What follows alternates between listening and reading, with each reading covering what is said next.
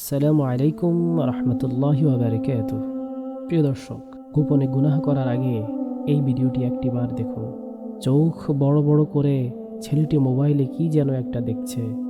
অন্ধকার গাঢ় আবছা কানে ইয়ারফোন, দেখছে জিনার দৃশ্য।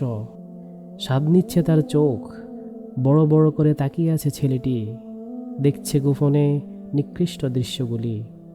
নিস্তব্ধ রাত 11:30। উলঙ্গ বেহায়াপনার দৃশ্য দেখছে, বা অবৈধ কোনো নারীর সাথে জিনার আলাপ করছে নিবৃতে। কত স্বাদ গুনাহ করতে। হঠাৎই আচমকা শরীরটা ঝাঁকুনি দিয়ে উঠল। ছেলেটির মনে হলো কে যেন ঢুকেছে রুমে, কিন্তু রুমের দরজা তো আটকানো। কি ব্যাপার, কে ঢুকলো রুমে অন্ধকারে? হঠাৎ শরীরটা শিউরে উঠল। অজানা কেমন একটা শব্দ কানে বাজলো। অনুভব করতে পারল কেন জানি শরীরটা অবশ হয়ে যাচ্ছে। হঠাৎ বাঁ দিকে দেখলো, এটা কি? ওমা, কে এটা? বিশাল বড় কে আমার পাশে দাঁড়িয়ে আছে? কিভাবে ঢুকলো রুমে? হায় মাবুদ, এ কেমন ভয়ানক মূর্তি দাঁড়িয়ে আছে আমার সামনে। থর থর করে কাঁপছে শরীর। হাত থেকে বুকের উপর পড়ল মোবাইলটা বুকের উপর থেকে পিছলে ছেলেটির গায়ের পাশে গিয়ে পড়ল। কিন্তু চলছে উলঙ্গ নারী পুরুষের জিনার দৃশ্য।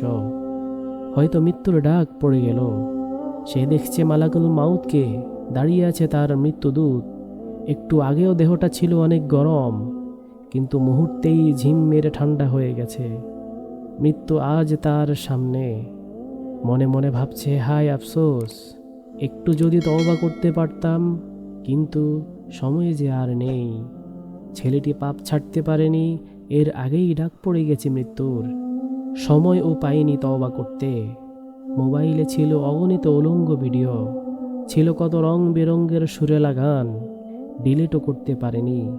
তার আগেই তার মৃত্যু হাজির। মৃত্যু ডাকছে তাকে, আসো হে নাফাক আত্মা, আসো হে নাফাক জালিম, নফসের উপর অত্যাচারকারী রূহ। ভয়ে রূহ দেহের আনাচে কানাচে দৌড়াদৌড়ি শুরু করলো। পা দুটি হিম ঠান্ডা হতে শুরু করলো।